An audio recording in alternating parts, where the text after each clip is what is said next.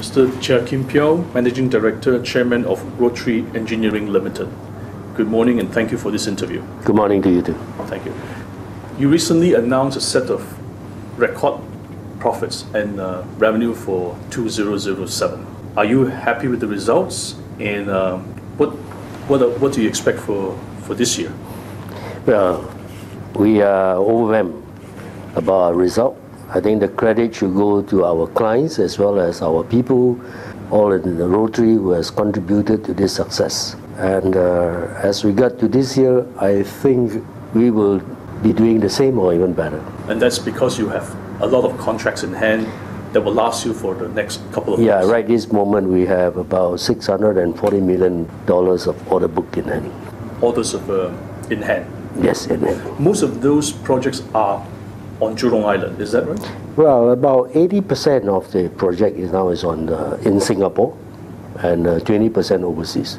We are looking for more projects overseas. Overseas, right. Now, during the press conference recently, where you announced your results, you mentioned that Singapore remains your core area of operation. Now, in a sense, some people are wondering, did you take a long time to venture overseas, like in the Middle East, for example? Or was it a deliberate strategy on your part to do as well as you can in Singapore before you went abroad? Well, there are a lot of opportunities back home, so it's better for us and more secure for us since we are more recognized in our home ground to do more projects in Singapore. But we also at the same time cannot ignore the international demand, because after these expansions in Singapore, we have still got to look for overseas projects. And I think that is the best time that we will be looking right this moment. Can you tell us again about the projects overseas? I know that the Middle East and China are your two biggest targets right now. Which part of the Middle East are you going after? We are looking at Saudi Arabia. We don't want to spread ourselves too thin. We have started with a $11 million project because we anticipate that we have to learn our way of doing business there, the culture and all that could be different. And probably there are some teething problems, and sure enough there was. And now that we have been awarded another 90 million Sing dollars, that is about almost 9-10 folds. I think we are quite ready for that. And in future we'll look at better or even bigger projects. You seem to have developed an expertise and a niche in building storage tanks. Tell us a bit more about some of your work in Singapore as well as in the Middle East and China with regards to oil storage or petrochemical storage projects. Okay, mainly we segregate our business into two sectors. One is the storage tank, which contributes about 70% of our total revenue, and another 30% we allocated for construction work. It's mainly doing the construction portion, not supplying material engineering for mega projects like Shell Houdini project. Because those are very labor intensive, so we do not want to over concentrate in these projects and over committed in our human resources and capital. Now, recently the stock markets of the world have been undergoing a lot of turbulence, and there is forecast that we will see more turbulence and volatility in the coming months or coming years. Does that bother you, and does it affect your company in any way? Personally, yes, but in the business, we are not so much threatened at this present moment, because all the projects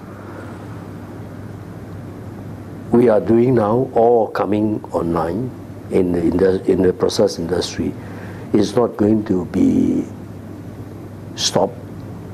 Perhaps a little bit of delay because of the shortage of human resources as well as the material price rising.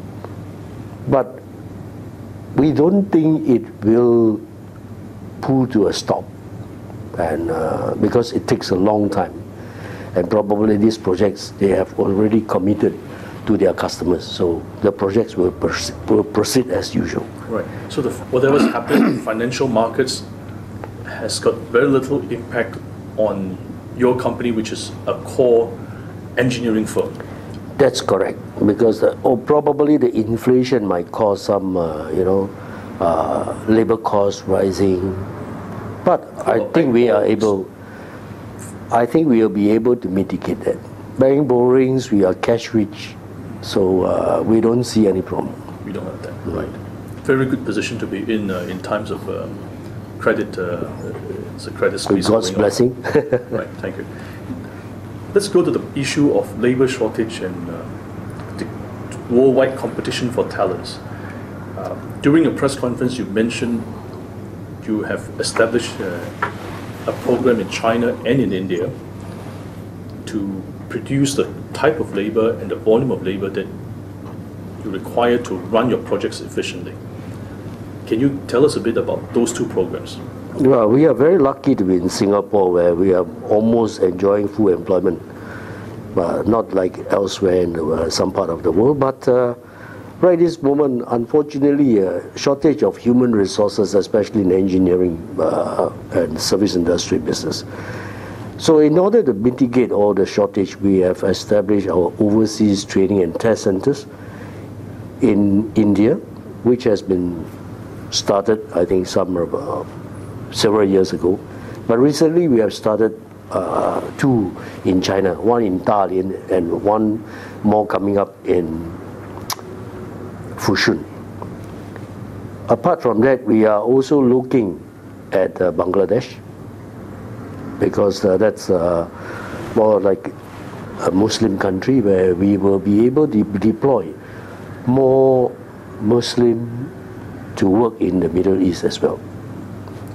What kind of numbers are you looking to produce in terms of skilled labor and semi-skilled labor? Right this moment, we have about slightly more than 4,000 workers trained, either in single or dual skills. These are direct employees? Direct employees. And we intend to build our global workforce, or in short we call GWF, up to 6,000 in the next 1 year to mitigate the shortage of human resources.